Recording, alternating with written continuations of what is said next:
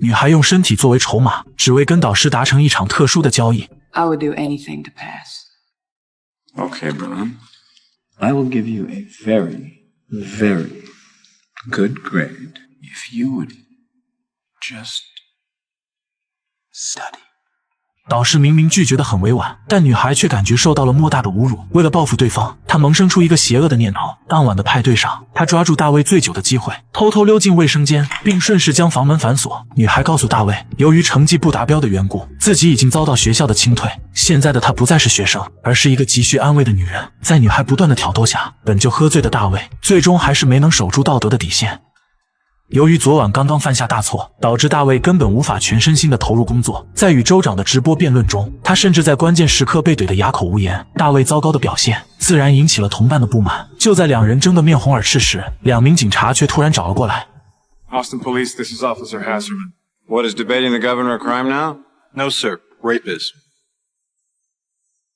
虽然在2周后，女孩撤销了强奸控诉并搬离了小镇，但大卫的生活却被她破坏得体无完肤。由于无法接受丈夫出轨的行为，妻子主动提出了离婚，而学校为了明哲保身，也选择将大卫直接解雇，毁了家庭，丢了工作。男人只能用酒精来麻痹自己。他给妻子打去电话，想要听听儿子的声音，可刚说了2句，却被对方强行挂断。这一刻，堆积已久的负面情绪便再也压制不住。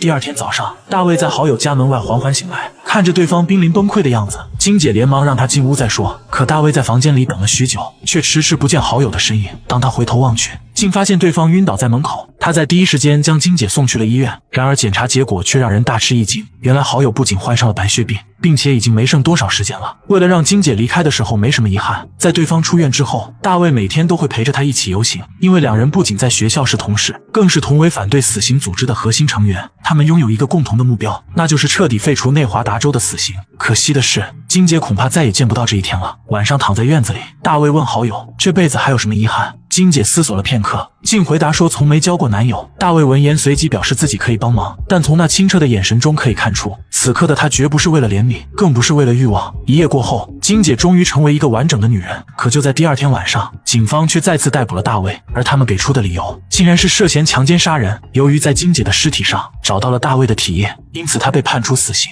并缓期3年执行。令人奇怪的是，大卫并没有选择上诉，他似乎已经对生活失去了希望。可就在行刑前1周，电视台却突然接到大卫律师打来的电话，对方声称大卫根本就没杀人，只要电视台支付50万，他们就会提供一个独家采访的机会。老板觉得这起案件的关注度极高，肯定是稳赚不赔，于是便让对方指定的记者贝西带上1名实习生去采访大卫。经过1天1夜的旅程，他们终于在第2天上午赶到监狱。在律师的引领下，2人很快见到了大卫，交代好注意事项之后，律师就带走了实习生，贝西也正式开启了对大卫的采访。由于大卫杀人的案件太过复杂，他选择从自己的女学生开始讲起，直到当天的采访时间结束，他才堪堪讲完第一次入狱的经过。而外界不知道的是，他在2年前收到过一封署名为愿意做任何事的学生的明信片，上面只写着一句话：我的愧疚远超你的想象。这足以证明当年自己并没有强迫那个女孩。第2天采访之前，贝西和实习生来到死者金姐的公寓，没想到这里已经被政府改造成了一处景点。在付出了每人50块的门票后，工作人员便开始为2人讲解本案的各种细节。死者被发现时，正全身赤裸地躺在标记地点，双手背靠在身后，头被垃圾袋裹得严严实实。现场还有一个3脚架，但录像机却不见了踪影。而最让人细思极恐的是，手铐的钥匙竟然是在死者的胃里发现的。从金姐家离开，2人准备垫垫肚子再去找大卫，但眼尖的贝西却发现一件奇怪的事：这几天他们似乎总能碰到不远处的这辆皮卡。实习生认为这不过是巧合而已。贝西闻言便不再多想，再次来到监狱，他和大卫聊起凶手的杀人方式，没想到对方却告诉他，凶手是故意这么做的，因为大卫曾在某篇论文中详细描述过这种手法。 Someone's framing you? Oh, it's more than that. The tripod had no fingerprints on it.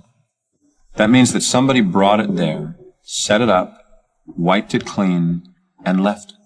It's as if they wanted me to know that somewhere out there is a record of exactly what happened. As if they wanted me to die, knowing that the key to my freedom is out there somewhere. 贝西问大卫有没有怀疑对象，但男人却一点头绪都没有。他现在唯一能指望的就只有面前的女记者了。等到和同伴会合，贝西仍然满心疑惑，他到现在也分辨不出大卫说的到底是真是假。可当晚上两人回到宾馆，贝西却奇怪地发现自己的房间不但没锁，门把手上还放着一卷胶带。两人紧张地推开房门，竟看到一盒录像带被吊在半空。在确认了屋里确实没人之后，他们这才将注意力放到录像带上，结果却发现上面写着的赫然是贝西的名字。在女人的提示下，实习生从宾馆里借来一台放映机，没想到录像带里的内容竟然是金姐的死亡记录。Oh my god. That's her.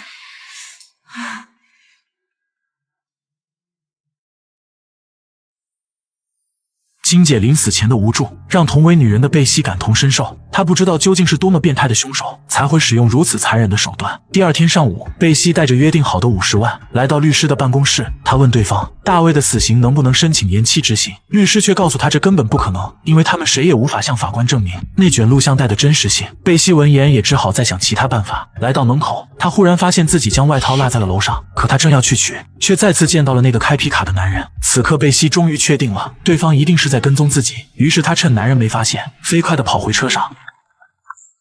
What? Did you see him? Oh. The cowboy. He was here? He's in the lobby. Go see if his truck's out front. Tail him. Get a license number. Find out who he is. Don't screw this up, Zach. It's important. I know. How are you gonna get to the prison? Taxi. 实习生很快就找到了那辆皮卡，对方自然也发现了他的存在，但利用对周边环境的熟悉，男人轻易便摆脱了实习生的追踪。而另一边，贝西已经打车来到了监狱。对于那个跟踪自己的怪人，他不相信大卫一点也不知情。在女人不断的追问下，大卫终于说出了对方的身份。男人名叫牛仔，也是反对死刑组织的成员。不过他还有一层特殊身份，那就是金姐的疯狂爱慕者。此话一出，贝西立马断定牛仔有极大的作案动机。大卫其实也怀疑过牛仔，但他却没有任何证据。到现在为止，大卫已经将知道的一切告诉了贝西，他希望对方能够查清真相，这样即便自己死了，也可以让儿子知道他的爸爸并不是一个坏人。望着大卫离去的背影，贝西知道留给自己的时间已经不多了。当天晚上，贝西一遍又一遍地观看录像，试图从中找到凶手留下的破绽。遗憾的是，整整一夜过去，他始终也没有任何发现。可就在第二天早上，当他捡起被随意丢在地上的毛巾时，却突然想到了什么。贝西急忙叫起躺在地上的实习生，两人火速赶到了案发现场。在付出了$100的代价后，他立马开始验证起自己的猜想。贝西先用胶带封住自己的嘴巴，随后将垃圾袋套在头上，并牢牢封住袋口，最后再将双手靠在身后，准备工作就算是完成了。按照提前说好的流程，贝西需要测试整整3分钟，但才过去10几秒，袋中的氧气便彻底告罄。Oh my god.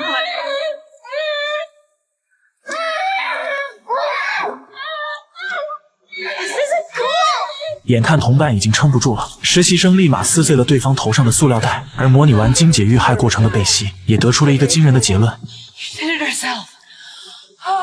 缓了片刻之后，贝西开始向两人解释自己的判断依据。金姐明知自己病入膏肓，活不了太久，所以她故意伪造出被害的假象，并用摄像机录下了一切。等到嫌犯被判处死刑，再让同伴把他自杀的录像拿出来。届时这起错案将会为他们废除死刑的目标做出重要贡献。只是不知道什么原因，大卫马上就要行刑了，可录像却迟迟没有被公布出来。说到这里，贝西突然想到，或许金姐身边的那个帮手就是一直在跟踪自己的牛仔。为了解开事情的真相，贝西提出一个计划，由实习生给牛仔打电话，将其从家里骗出来，而贝西则是趁机溜进对方家里，想办法找到录像帮大卫脱罪。很快，牛仔就接到一通匿名电话，实习生用知道录像的事作为诱饵，骗他来离家5公里的加油站见面。事情的进展异常顺利，挂断电话后不久，牛仔就开着车朝加油站赶去。等到对方消失在视野之中，贝西立马走进男人的住处，他四处打量了一番，很快就在书架上找到了几盘录像带。可他一盘盘的播放，却始终没有找到自己想要的证据。直到将屋里翻了个底朝天，他终于在抽屉里有了重大发现，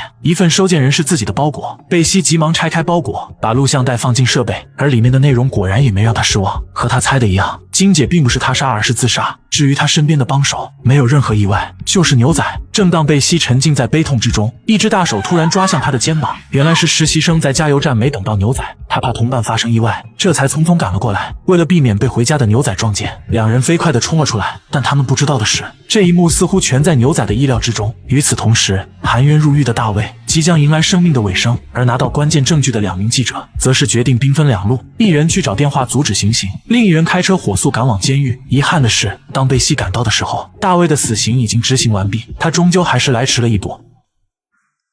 虽然没能救下大卫，但贝西还是将真相公布了出来。人们猜测牛仔之所以故意隐瞒录像，就是为了证明现行的死刑制度有时也会杀死无辜之人。警方目前已经对牛仔展开了抓捕，但截止发稿仍一无所获。就在大卫的案件闹得沸沸扬扬的时候，牛仔却在机场和律师完成了会面。他拿走了那50万美金，飞到了遥远的墨西哥，随后将这笔巨款放到一间屋子门口。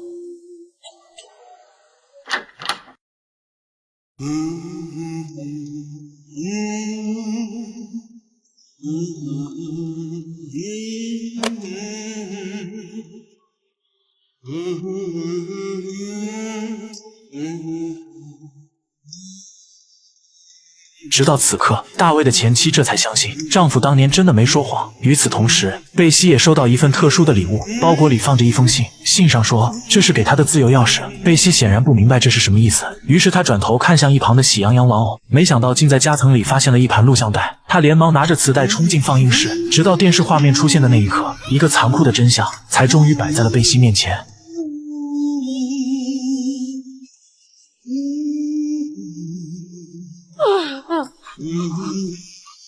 原来大卫不仅不是受害者，甚至他才是整个计划中最为关键的一环。为了废除死刑，他甘愿献出了自己的生命。